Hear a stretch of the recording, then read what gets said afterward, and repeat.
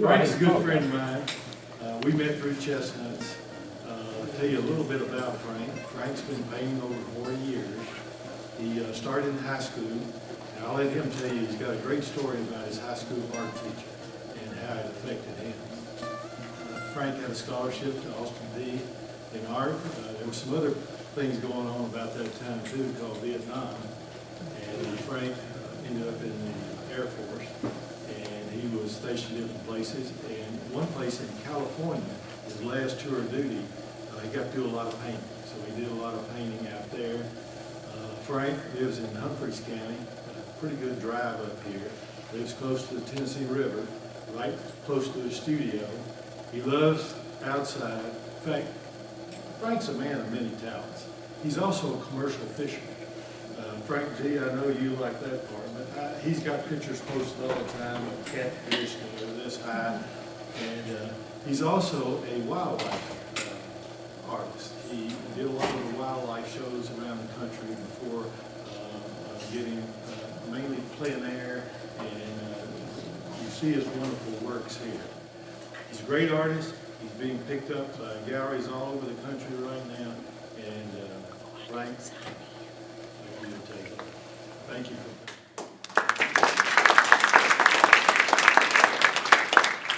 Good to be here. Dennis and I have talked about this for a number of years, and what I want to do today is to speed you up. Nothing on it. We're going to start from the very beginning all the way to the end for you in about an hour. This is what I'm going to paint. This is from a photograph that I made where I live. In Humphreys County, the river, I can meet the river in 5 minutes from my house. Humphreys County has around 10 creeks in Humphreys County, 10 different creeks. So I have all the subject matter I could ever dream of painting. What I'm going to do is I'm going to start with, I don't know if you can see the image, and I'll hold it up here where people can see it. When I get started, it'll be non-stop. Please hold questions till the end. When I get done, we can stay here till dark if you want to. Okay? Here we go. First thing I do is, for a gallery, usually I tone the canvas. I try to figure out what kind of lighting, under lighting, I want in the painting. This painting that I'm going to do, I'm going to change the colors up. Here's the way I start. Here's the way I start.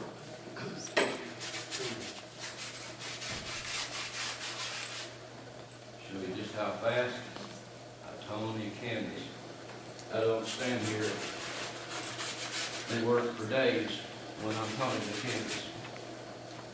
You don't need it. This is going to be painted with anyway. Why do you tone the canvas? Number one is a lot of galleries, they don't want white showing through on the canvas. Number two, the undercoating, undercolors will really help to bring the painting out. You ready for it? I can see a painting already. I can see a painting in this right here already.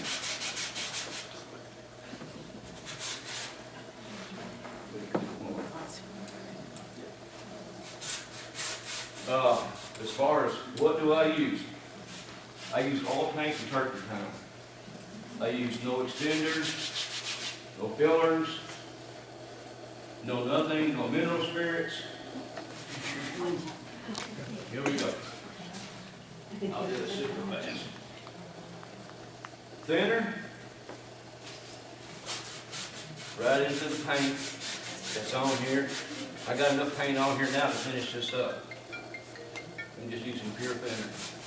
Mixing it into the paint, spreading it. Keep it wet.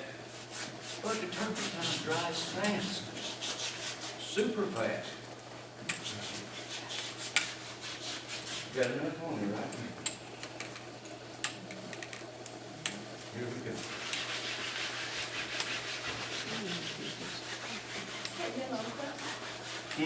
That is yellow ochre. That is yellow ochre. Love yellow ochre. I use a very limited palette. Oh, we're getting there. Watch it. Here. We're not out.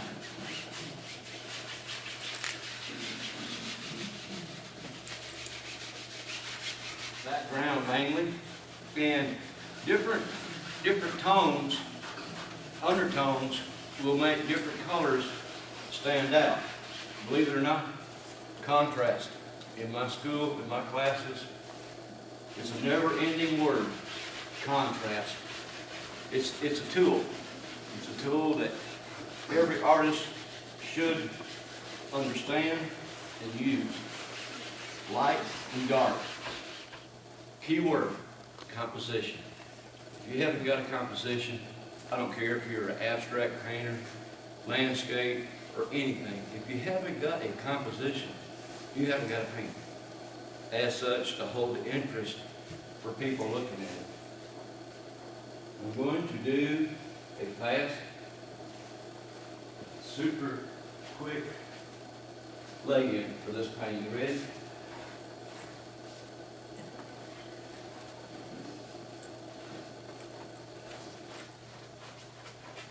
I'm ready to paint. Water line, one of the background lines, some trees. Thing I hate, tradition. Guess what I'm going to do? Are you ready? Watch.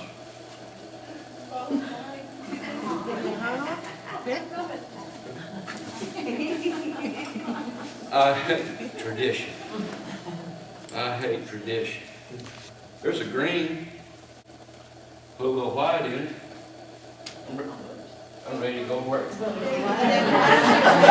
ready to go look here. Okay, when I mix color,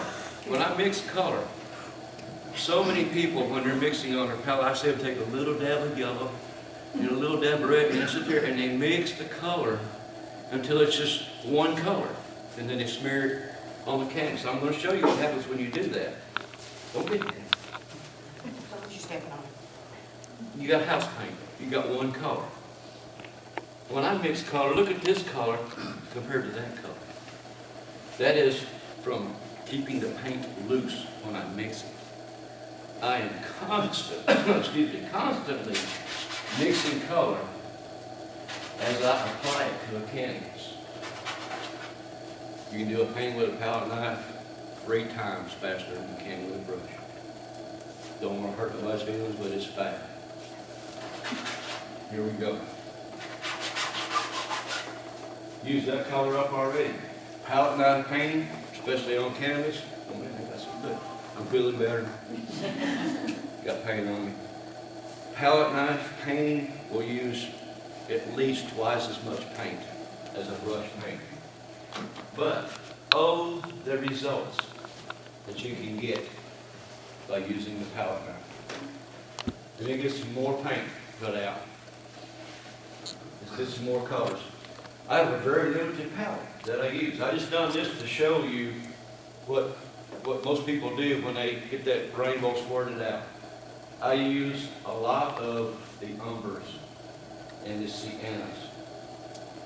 The burnt sienna for Tennessee, this picture right here, is one of the greatest creep colors there is.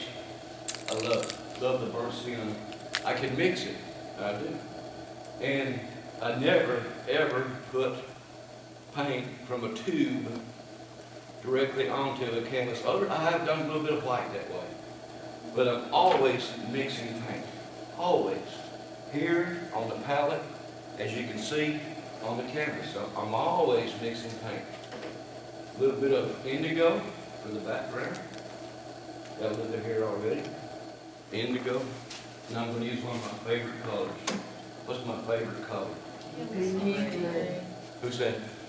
Payne's gray. It's my favorite color. And people go, what? Payne's gray? Some have never even heard of it. Payne's gray is It can go warm or cool, either way.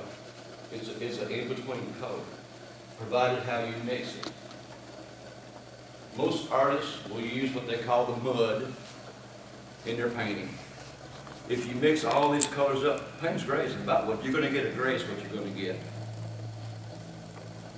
Payne's gray, a dirty knife is a good knife. It used to be a knife. Dirty knife is a good knife. Here we go. Here we go. Let's do some sky going. When I do a painting, I start the furthest thing in the back in the painting, and I work my way forward. Here we go. We're going to do some sky.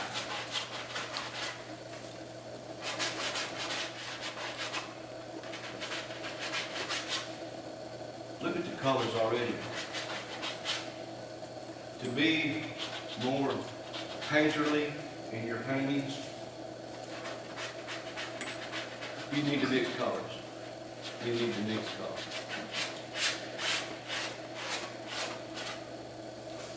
When you see me doing this right here, and looking over here, I'm measuring. If I'm outdoors plein air painting, I do the same thing. I'm looking at like the skyline, tree lines, and I'm measuring over there down to here as to how far down to come for my sky. Okay, I can do this right here. No paint. Dry brush.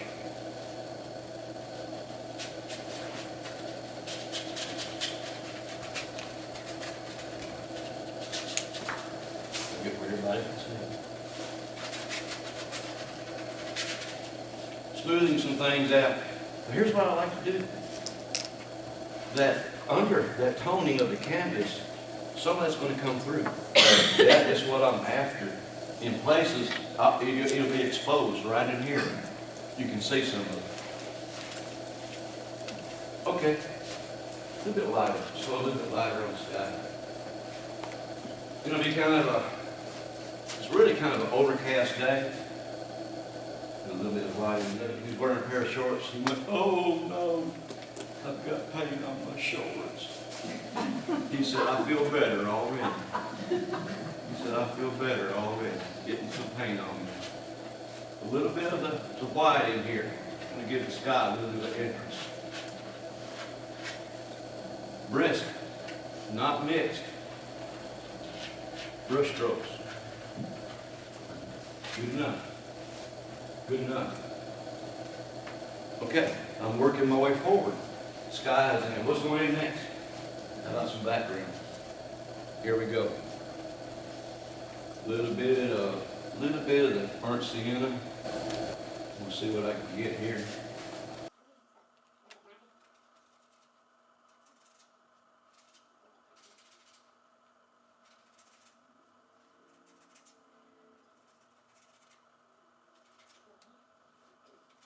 Yes, a little bit of alizarin and crimson going in. Man, oh man. A little bit more there.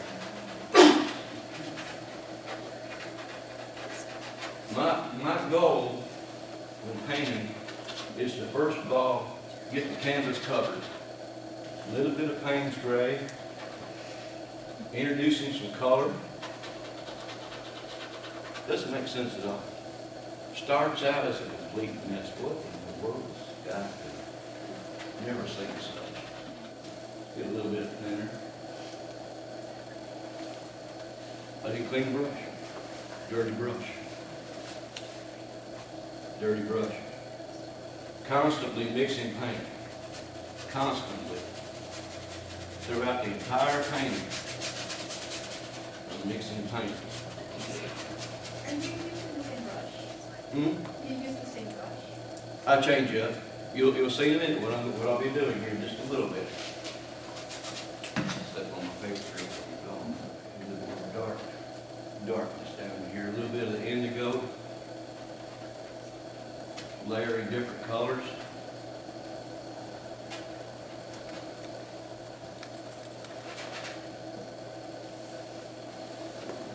Put a little bit of that red in there.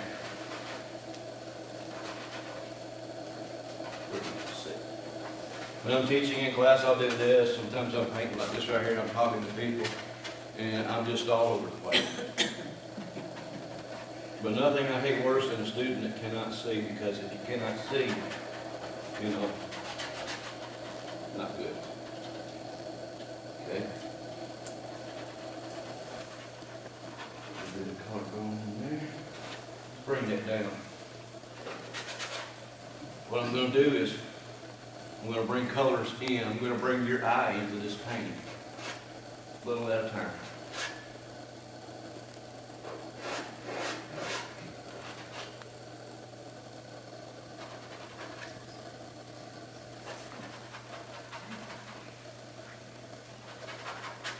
Anybody watch The Voice on TV? What does Blake Shelton always do? Yeah. Big me. That's what paintings do. That's what they're doing right here. Focal point, over here on the side of focal point. You want things to draw the eye into the painting.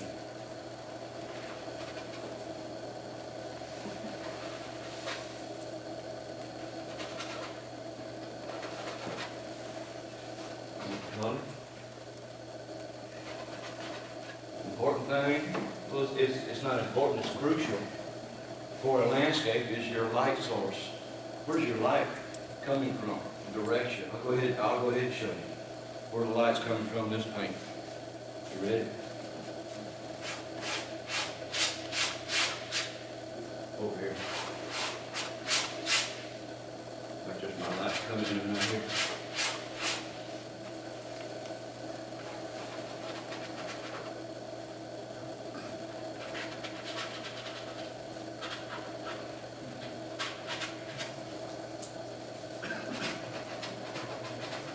It'll make sense in a minute.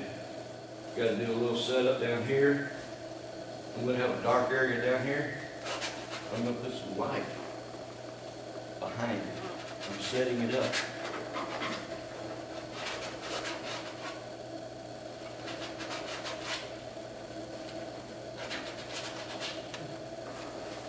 Told students in the class about my experiences there at the Clean Air Convention in Monterey.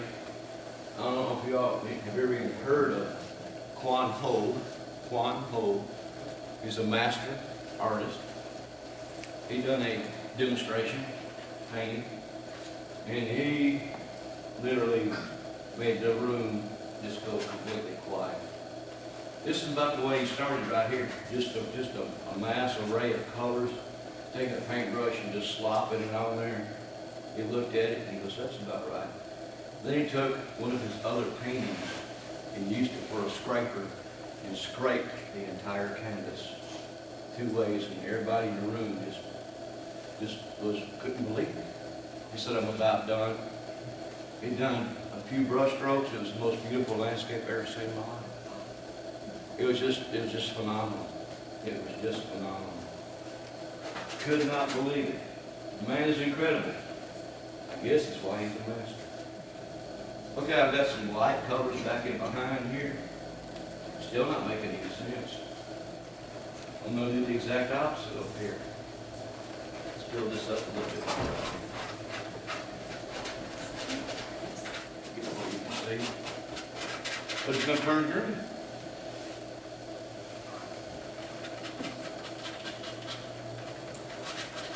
Turn kind of green.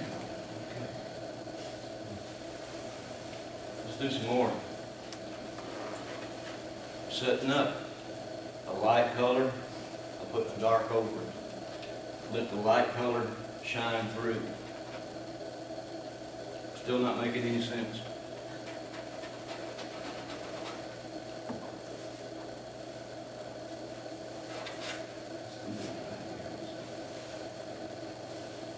And when I'm painting in class and all, I'll show you. I'm going to save the best for the last here in just a minute.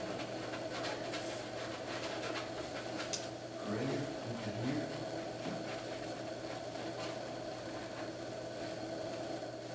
You're going to get paint on you when you go in there, guarantee it.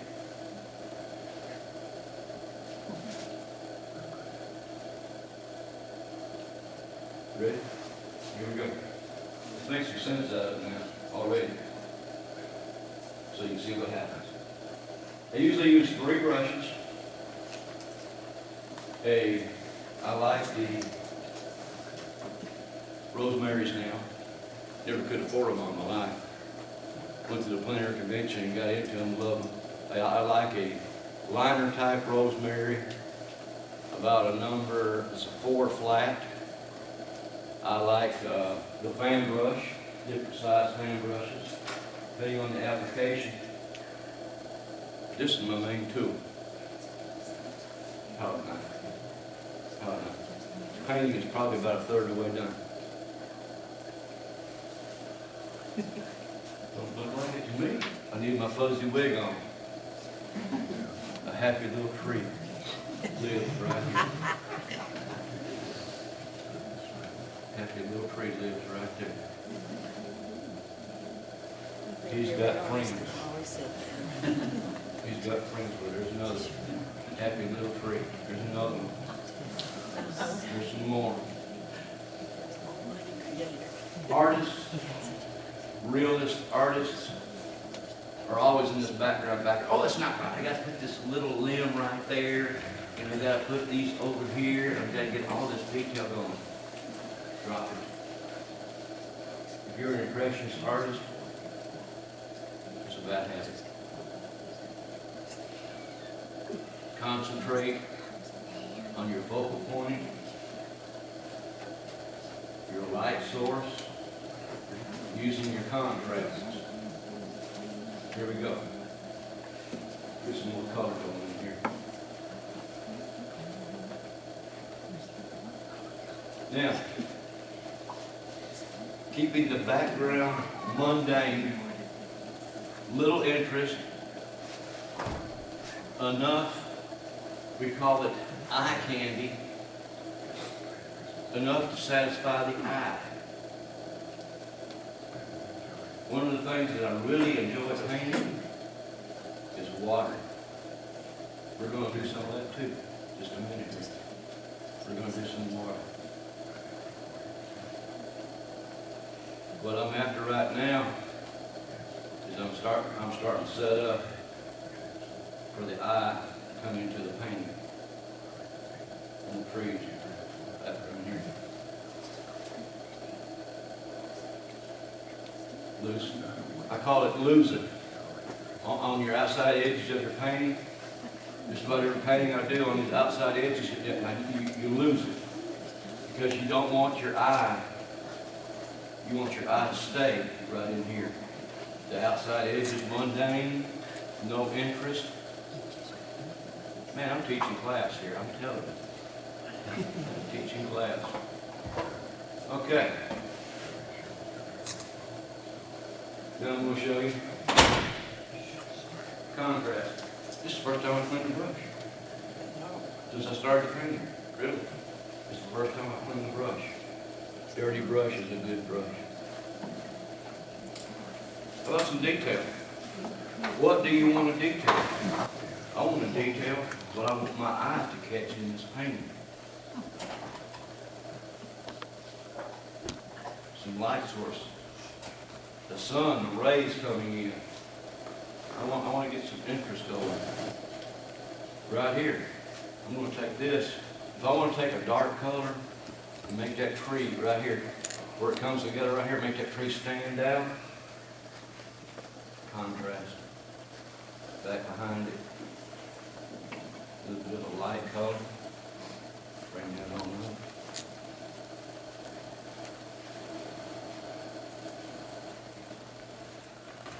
What happens? What happens when you do this right here? You're breaking that image, distorting it, giving it that back in the woods type look. I'll take some of the light color paint, put it over here. Limbs, little limbs, sunlight hidden. There is no law in nature. There's no law. There's no law. I'll be at the house and I'll look out there in the pasture and I'll say, what is that over there in the woods? It's just, oh man. Go over there and it's a log where the light's getting it. but it just doesn't look right. There's no rules, there's no law in nature as to make that perfect tree.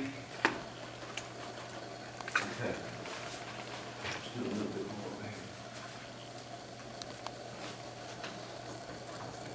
If you want to make pictures, if you want to get up here and make them right up here, whatever you want to do, feel free to. Just don't, there's a video in this, so, you know, don't hog the camera. Okay, now, let's do the opposite. Got a lot of the light colors going on in there. Let's break it some more. Why not use some of the darks? Right here. Start filling things in. Making it take shape.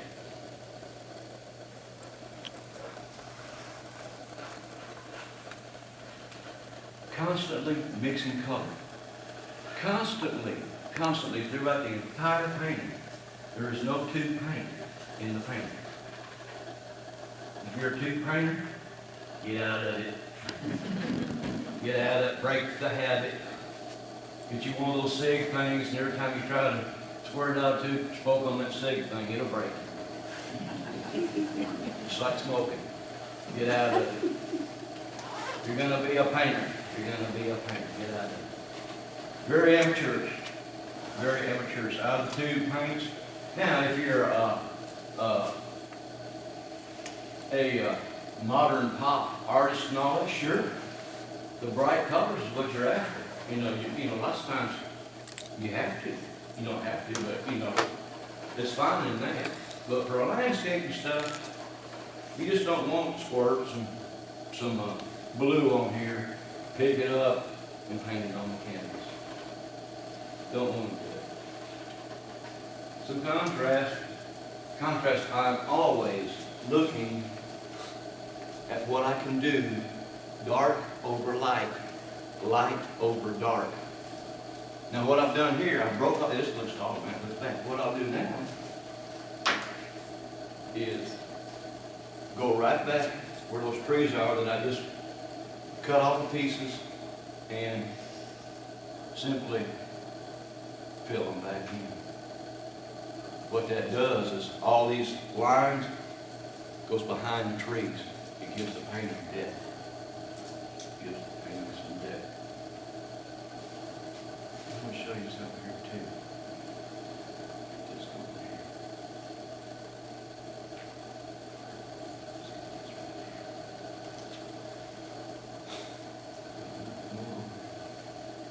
I'll show you a good example of contrast. We're going to do a large area right here. Dark. And the oil paint, everybody says, oh, if you do, all you're going to get is mud. Well, mud is good. Control it. Control it. I want to take that and I want to spread it a little bit thinner. And if I do it properly, this is the way I'm supposed to do it right here. I'm supposed to use the very end of the brush and do this right here. There's no law for that either. There's no law for that either, because sometimes at home you'll catch me holding it like a pencil. And funny I should say that. Detail. I used that knife for that right there. We've got an undertone behind this painting right here, this yellow. You know what I can do? Watch. Use a sharp point. I can actually, I could scratch some of that paint off. I can detail like crazy if I want to. Because I've got an undertone if I wanted to do that. Over here. Okay, feel this one over here. Get a time check there, Sonny. You got 14 minutes to go. Really? Well, no, we have to stop. Oh, that's right, we had a little intro, so,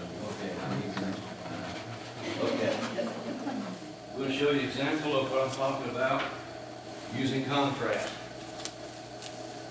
Yellow ochre, This is the way I buy paint. I buy it like this. I used to buy it like this. They come up with a gallon tube, you know, I'll buy the gallon tube, and they love to see them when I go in the paint store. And lots of times whenever you buy a tube of paint and you squirt it out, it's gonna have that runny, if you're doing Palamouth application, and you squirt it out and it runs, all that oil comes out of it, I just scrape it off, throw it away, squirt some more out of the tube until I get down to a good, solid paint. Let's do some contrast. Ready? Set. Dark, dark and light. Let's see what we can do here right quick.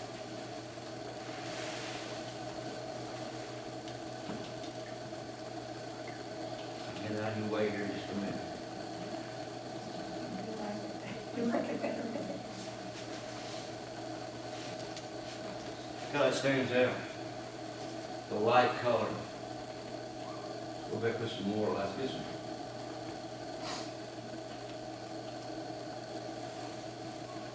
Some good colors.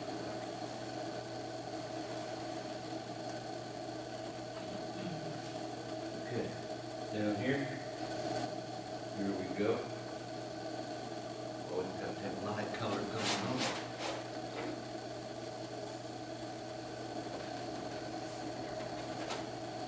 How many paint, and when they get their paint done, they go get mom and dad and bring them in there and say, how you like it? And that's your critique people that critique your paint. How many do that? Mom and dad's gonna tell you it looks good if it's crap. It's not gonna hurt your feelings. It's not gonna hurt you. Don't ask mom and dad. Looks great. And they go, "Oh, get back here to work on it." Yeah, don't ask mom and dad. But they'll never tell you what's going on.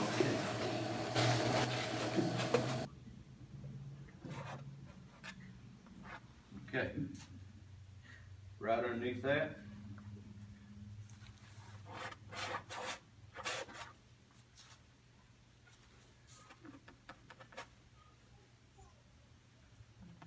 Some dark color. Contrast. Dark, light, light, dark. Speed it up a little bit. Take my fan brush.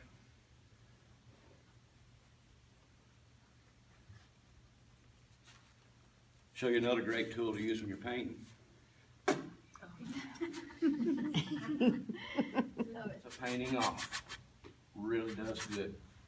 Here we go.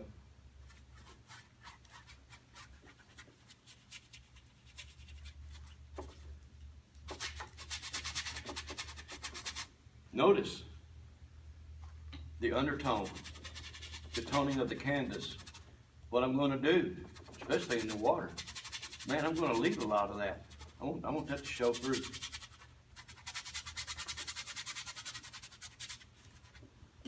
Okay, good enough. Get it here. Let's cut in some detail up here on top. Let's get this bank going right here. My focal point, right in here, right here. That's where my focal point's gonna be. How can I make that a focal point where it really stands out? You know what I can do? I'm gonna show you a trade secret. I shouldn't do this. I mean, you're not supposed to know this kind of stuff. Because I've never heard another artist say it. I'm gonna take these dark colors back here, and I'm gonna blend them down. I'm gonna soften them. I'm gonna change the tone a little bit because there's a reason for it. There's a reason for it. How to make a focal point. It's so simple. My darkest color will be right in here in the entire painting. This will be my darkest color in the entire painting. I've never heard another professional artist really say that. It's so simple. Here we go. Let's get some reflection going up here at the top. Or not reflection, more of the bank. We're gonna do reflection here in just a minute. And what I'll do is I'll adjust. I want that the darkest color in the painting. Now,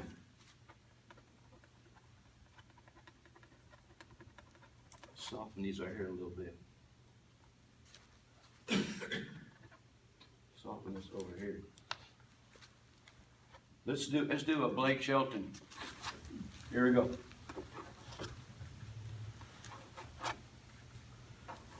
Indicator. All these things do. If you want to really rock, how about this right here? How about this right here? Another tree, but it kind of filters off right here. I don't want the eye to leave the painting. I want the eye to stay in the painting, and I'll have to tone it down some. That's too dark, so I'll tone it some. I've got indicators. I've got pointers. I've got Blake Shelton pointers pointing towards my focal point for painting. Okay. Reflection. Simplest way for reflection. God, I hope I ain't gonna have to pay for a carpet job here. I've got this dark color going here, and I want.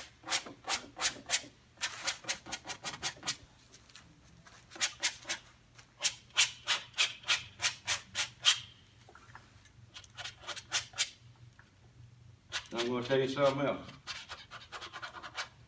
I'm a firm believer in. It's on my website, on the front page, and I stand by it. You can't paint water unless you get your feet wet. You got to study and get into water if you're going to paint water and make it look like water. When I went to the plein air convention, I guess you could call me a snob or whatever, but I'm not really a groupie painter. I am a chestnut member also. And I have to apologize to the entire group for not being with you on these paint outs because of my obligations to galleries, and the wife has been sick, and I can just give you on and on and on excuses. It's a 2-hour drive, all that I can help. But my time has been limited, and I apologize for that. I really do. I really do. And I want to paint with you. Want to paint with all of the members. And I will, eventually. How many times have you seen me clean my knife off? Never have. Okay, water. Key thing in water. If you look in this photograph, it's not there. But a key thing in water is a line of demarcation. What's he talking about? Your eye is looking for the difference between land and water. What is what? I can't tell it right here. But if I do this right here, it's going to make sense.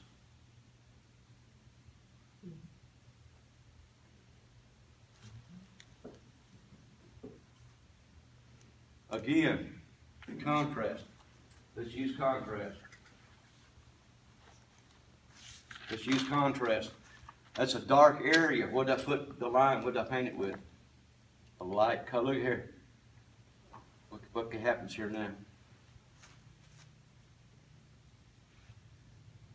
In my classes, I use a lot of terminology that is just incredible. Dooma-whopper, thingamajig, squiggles and dibbles. All my students have heard me say it. I said, oh, that's just beautifulness.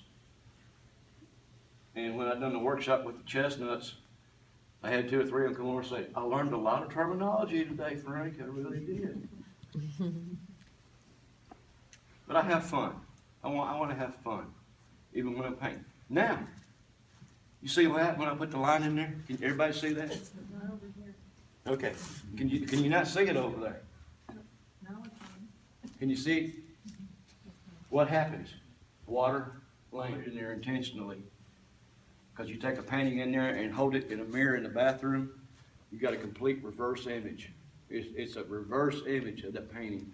You can see your symmetry, your balance in your painting when you do that instantly. If there's something out, not right, okay, just another tip. I shouldn't be telling you all this stuff. I'm telling you. Because y'all will get better than me. And then, you know, what am I going to do? Fish. I do that anyway. I'm going to take Frank G with me. I don't think take Larry with us or not. I don't think he'd stay in the boat. Get one of them 70-pounder catfish and pull them in the boat. Let Frank hold them in his lap till we get back to the bank there. Reflections in water. How about some beauty, some color? Yes. Let's get some interest. Is it making sense? Is the painting making any sense to you? What yellow are you using? I like to use lemon yellow. I like to use lemon yellow. I like a Naples yellow also. Okay. Let's give us a, hey, let's do it a cool way. Let's do it a cool way. Ready? Let's do this right here. Get a little bit down in here. Color up here. Color down here. Stretch it. Stretch it. Okay. I like that. When I do a painting, I always balance the painting. What you talking about? It is already kind of balanced. I got the yellows over here. I got the yellows over there. Got a little bit of yellow right in there. Let's capture some of that. Look at that bank. Comes into the painting. What's it got to do down here? It's got to do this right here.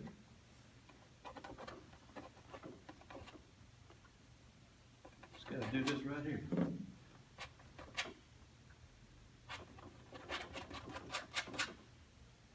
Okay.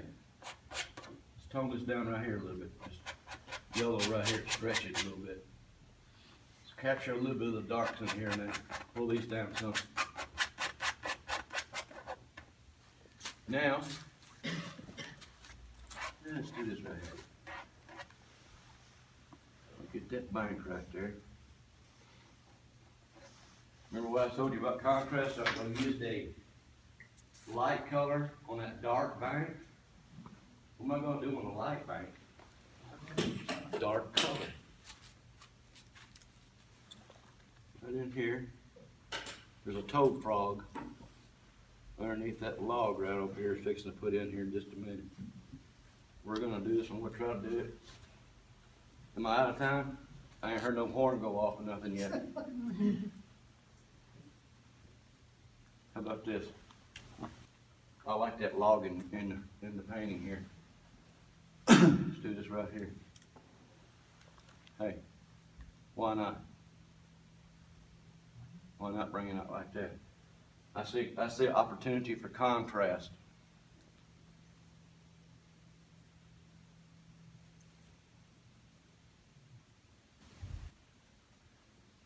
I like to stretch.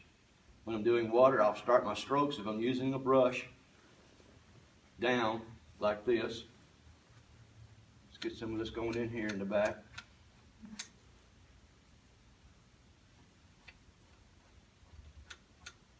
Even over here.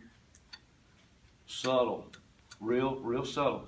Remember, on the sides, don't want a lot of detail. In here, just enough to kind of bring your eye out of the painting. Again, how much information you pull from a photograph or whether you're doing plein air.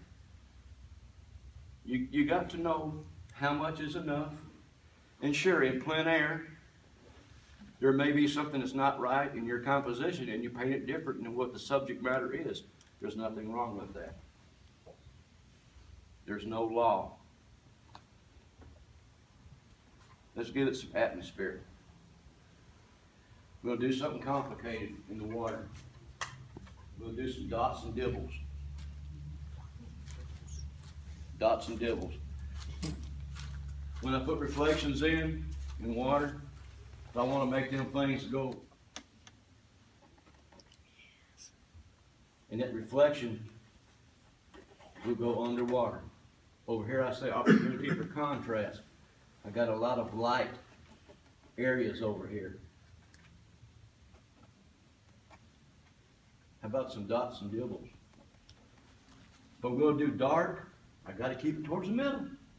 Got to keep it. That's my focal point right in here. I want that to be the darkest area of the painting. Let's do some over here. That's your Marilyn Monroe. That's your Marilyn Monroe. Yeah. Look over here. Okay. Give it more. Now I'm going to saw it. What in the world are you talking about now?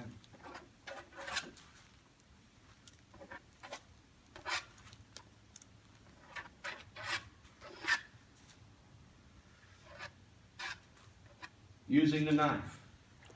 So delicate that you can do things with the knife. Pull that paint off that knife. Once you get handy with it, you can also threaten your husband, but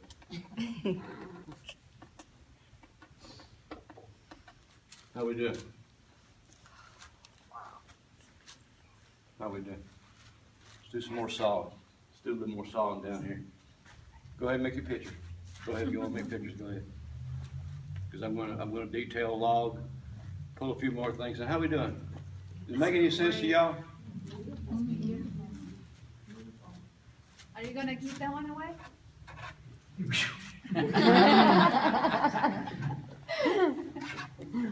You bought a Coke with it.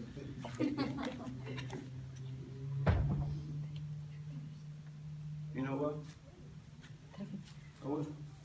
I'm gonna give this painting away today. Somebody, get everybody's name in the room. If somebody will, on paper, and I'm gonna give this paint to somebody today. Awesome. I'm gonna give you all this paint. Here's my belief behind these paintings when I do these demo paintings. What better way for a student to learn, number one, to see the painting done, to do their painting, and if they're lucky, win the painting and take the painting home with them to study even more. It's, you know, what better way can you do? It's phenomenal. It's the ultimate training tool. Let's do a little more atmosphere. Here's what, dots and dibbles. Dots and dibbles. Contrast. I got white paint. What am I looking for? Dark areas. Dark areas to put a little interest. Get all the names, and I'm going to give this painting away today. It's your baby. You know, if it blows out of the car on the way home, where my sun areas are hitting in here. Some key places. Let's do it. Let's do some old limbs. What kind of tree? Now, there's another thing. Your different types of trees, the way that they're constructed. You know, an elm doesn't look like a poplar. I'm sorry. That's why they have a different type. That's why God made different types of trees. Study them. Another thing that I used to do for a living at one time in my life when I got back from the Air Force, survived, I didn't go to Vietnam. I was fixing to ship out and the war ended. But when I got home, I cut firewood for a living. Wow. I've logged for a living. Wow. And you know what? when you go out there in the woods and you saw them trees down, you'll learn what they are as far as white oak, black oak, hickory, elm. Especially if you're doing firewood and you're gonna bust it up to pieces for your customer, and you go out there and cut an elm tree down, you're not gonna get very far, because you're gonna stick your axe and then you're gonna be upset. Key places. The bit blue. Who'd thought blue in there? Man, oh man. Just make it pop. And when I do it, lots of times in my demos, I'll have a painting that I bring in, and that's what we paint. And I'll show them, you know, and some students say, there's just no way. No way, it's too hard. But step by step, so far to this day, I haven't had a person to leave one of my classes in a 3-hour class with a painting either completed or just about done. It's remarkable. And to me, what's intriguing is I'll have 14 people painting. They'll be painting this painting here, and I go around the class and I've got 14 different paintings to look at. And I get so intrigued.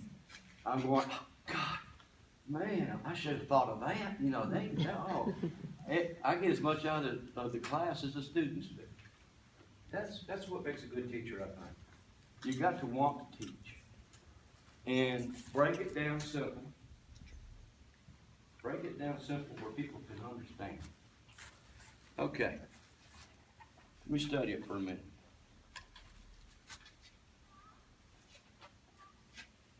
Blue. We'll go back.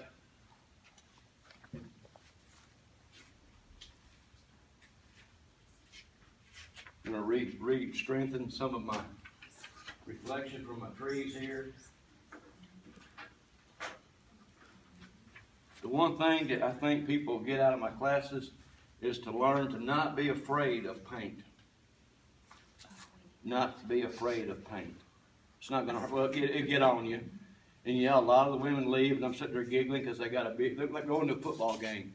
Got a big Prussian blue smear over here, and red on their eyes. I don't tell them, I just let them. And you can hear them when they go out there and get in their cars, leave. Oh, he didn't tell me. I'm a mess. It tickles me. Blend it down a little bit. Those big old Chinese brushes. There's Throws no paint law. on there and then takes his fingers and moves it around. There is no law. If you use Facebook, friend me. I'll try to friend you back, because all my work that I do is on there. I show paintings as I'm progressing. Sometimes I'll stop, make a photograph, maybe halfway done or something to show people. What I'm doing right now is my main color right here. I'm concentrating to make sure that's my darkest color in the painting. All these darks in here, I'll adjust them. I can see it from the very back.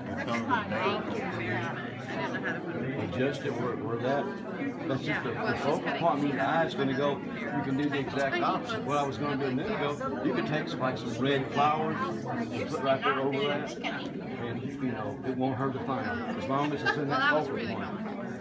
I didn't go into sweet spots. One of my students right here. I think I see it through right here. It's a little bit dark. I got to pull that down a little bit. But what people want to do is they want to get in here and they want to get this background. Oh, that just looks too mundane. Let's put some little tree limbs over here and start detailing. Next thing you know, your eye. Keep that background. Chop, chop. Chop, chop. Chop, chop. Never have a straight line. And it's phenomenal. It's just so fast. You can, what that does, it fractures the painting. Yeah, You see the variation here? yeah, that's nice, really. So is alizarin crimson? Payne's gray. Yeah, I know, that is, that blue. Here we go. We'll draw a name. We'll draw a name. Anybody in there twice? I have booked tonight. I looked there. We'll draw names. I got one. Yes. Who is it? Helen Arnold? Oh, yeah. Our last duty station was Northern, California, San Bernardino, and I really liked it there. Done a lot of painting. Oh boy, yeah.